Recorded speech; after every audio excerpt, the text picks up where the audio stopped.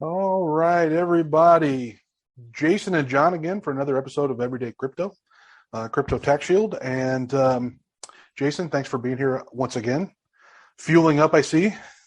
Yeah, thanks for having me, John. I totally appreciate it. Thank Oh you. yeah, of course. No, you're my guru, man. We're gonna do a lot of these. So I think we've been hitting a pretty good stride. I want to talk about something sort of a little different today, which is kind of fun in and of itself. But it's also an important tool, I think, for newbies and pros alike to sort of revisit at least. It's crypto narratives, which I'm a big news guy, so I like watching politics and stuff. And you hear the word narrative thrown around a lot in terms of politics and stuff. But I want to dive a little deeper into crypto narratives today. Yeah, absolutely. Cool. What are they? Let's start there. What is a crypto narrative? Right. So narrative is just a trending story. Mm-hmm. And the reason why they matter so much in crypto is because crypto still has it's like a 2.3 trillion dollar market cap. So within the scopes of investments, it's very small. In comparison, narratives aren't so relevant within stock traders. And the reason why is because a stock trader most likely is going to specialize in one, maybe two areas of the stock market. Maybe it's financials, maybe it's energy, whatever. Whereas crypto is still so small that narratives are widestream. You shouldn't specialize just in one little angle. You should look at all the narratives. Yeah. So do you think that just has to do with the sort of in terms of years, I guess, and decades, the infancy of crypto? It sort of hasn't. I mean, it really is the Wild West. So, as we've talked about. So I'm just making the connection that because it's so new and so young, you shouldn't specialize in anything yet because there is no specialties yet. Or am I off? That's a double-edged sword. So okay. You totally could be successful and just focusing in on one thing like crypto gaming or oracles or whatever. Okay. I just think you'd do better off following or trying to predict the strength of narratives in crypto. I got you. Okay. What are some of the hot narratives right now? Well, right now we're in a bearish lull, it seems like. Oh. So narratives kind of died down during then. But for me, these are the times where I try and predict what the narrative is going to be when we come out of the bearish lull. For example, last May when we hit the 3-month bearish lull, right? I spent most of that trying to figure out when we come out of it what will be the narratives. Because going into it, the narratives were meme coins like Doge and Shiba and NFTs that started to speculate pretty hard on narratives there too. But I knew coming out of it, it wouldn't be the narrative. So after research, I kind of just went with the idea that narratives on ecosystems. So Solana, Terra Luna, Avalanche, Phantom, Harmony One. I thought those were the safe and best bets based on narratives. And I just so happened to be right on that one. Good. It's always good, right? It's always good to be right. Yeah, it feels good. So just as a general newbie question, so new guy comes in, girl comes in, tries dipping their toe in. Is there rules in place you can place in your own mind to, what am I trying to say? Who do you know who to believe and why? And should you believe every narrative that you hear? Right. That's a great question, John.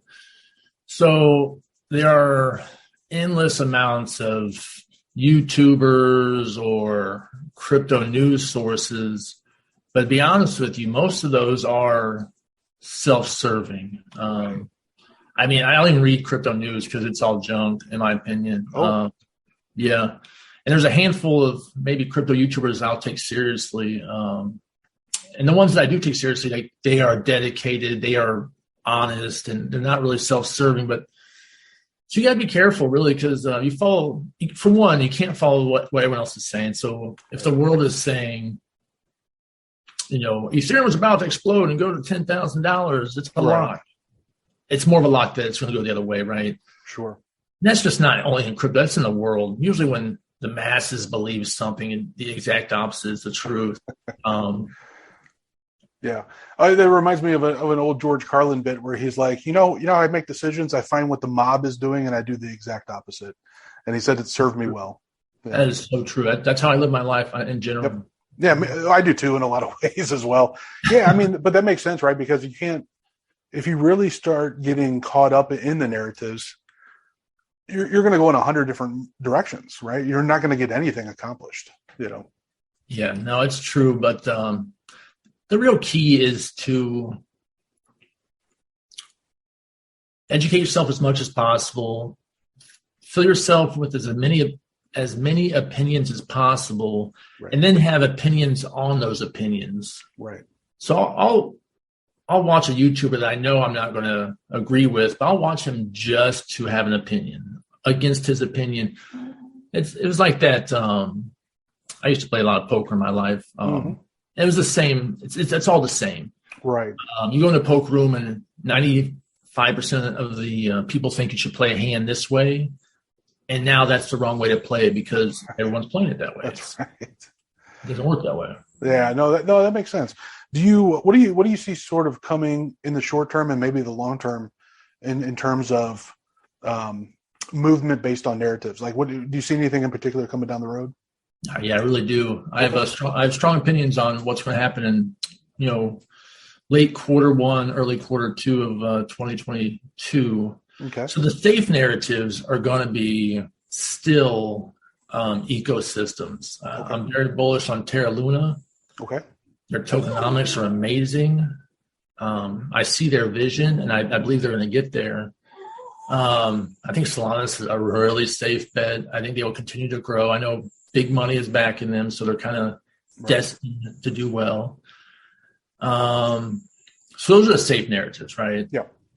Phantom, Harmony One. I think those are locks, right? Super safe locks, in my opinion. Sure. The narrative I'm super excited about, that's a little more of a gamble, but has a lot more upside to it, is the crypto gaming / NFTs / DeFi narrative that's coming together as one. And each one of those on their own has been or will be a massive narrative on its own. Okay. But the three married together is that perfect storm. Great. And I believe it will have a perfect storm effect. I think it will be massive. I think you're right. And my hope is anybody watching this, if you take anything away from this particular little lesson and little episode, take that away, because I think you're right. Yeah. Right. Yeah. And going back a little bit earlier, what you were talking about, some of the early stuff we talked about on the narrative side, one of the things that I think confuses a lot of people, and I see this too almost on a daily basis, is you'll get all these experts that come out with, get ready because Bitcoin's going to hit 600,000 by Christmas, and it really does make the masses move. It shifts the boat a little bit, and sometimes a lot, So I think people really need to put their thinking caps on, and like you said, get as much information from as many legit people as you can find. Yeah, if you find somebody that has legitimate opinions based on real facts, mm-hmm.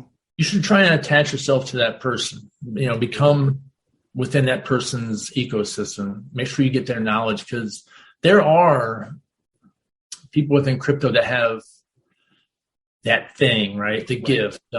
Their pulse on the markets are better than others. Right. And I don't know if it's a gift or just it's a function of different amount of homework being done, but those people do exist. And if you find one, yeah, you should listen to them when they speak, because they see things differently. Mm-hmm. They're not guessing so much, right? Right. I see a lot of guys, I'll ask them, what are you bullish on? And they're like, I'm bullish on, and they'll say whatever's super trendy. Sure. Maybe it was Doge, maybe it was whatever. Yeah. But I see a guy, I'm like, hey, what are you bullish on? And he brings out something from page 10 on CoinMarketCap, and he starts passionately telling me why this thing is going to crush it. Right. I know that guy's done a ton of homework, and he's probably on something. 100%. No, and you hit it right. There's an idea that as you were talking popped in my brain that listen to the guys that aren't after the quick money grab, right? Take it from the guys and the gals that sit down, they analyze, they go to page 10.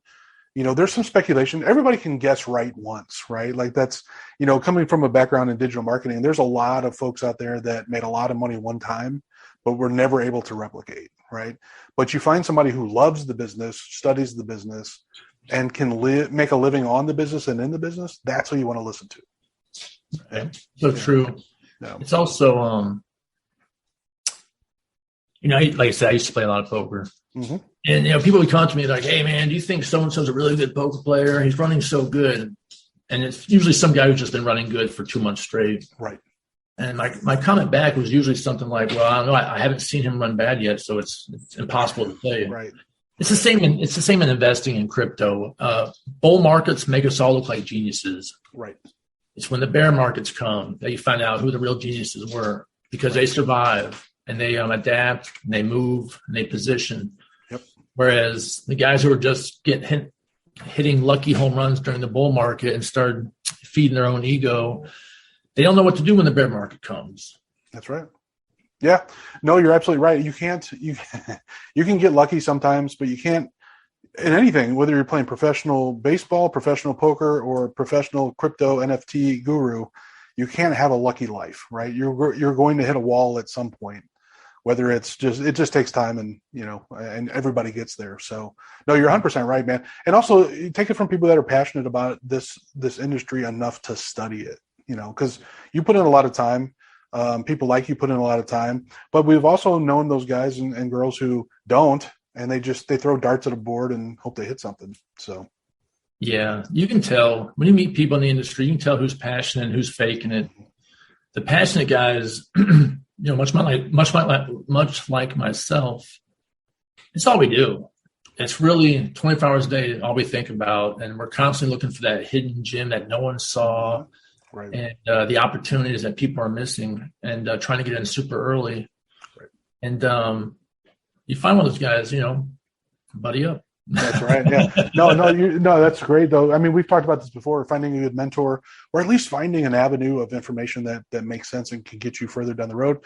That's why we created Crypto Tax Shield. That's why Everyday Crypto exists, is just to put it out there. We're not hiding anything. We're just talking about it and hopefully strengthening people to make more and keep more. That's sort of our unofficial motto. Make more and keep more, legally and ethically. So, and enjoy life. We're only here for a little bit, so it's don't go for the short grabs and then the peaks and valleys.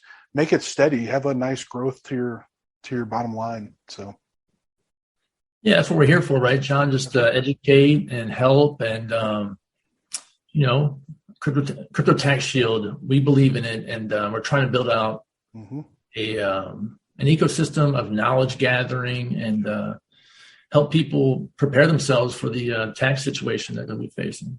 Every U.S. taxpayer has to deal with it. So, love this thing, make a living at it. My hope is that everybody makes a bajillion dollars and has nice big houses, everything. But at the end of the day, you don't want anybody to come in and take what you've built. So stay compliant with the regulators and keep as much legally as you can. And that's why we created Crypto Tax Shield. So absolutely. Anyway, thanks, Jason, so much, man. This has been great. A lot of good info here. And we're going to do more and more of these for the members and the people on YouTube and the world at large. So, yeah, John, I appreciate you. Thank you. Not a problem. Until next time, my friend. Yep.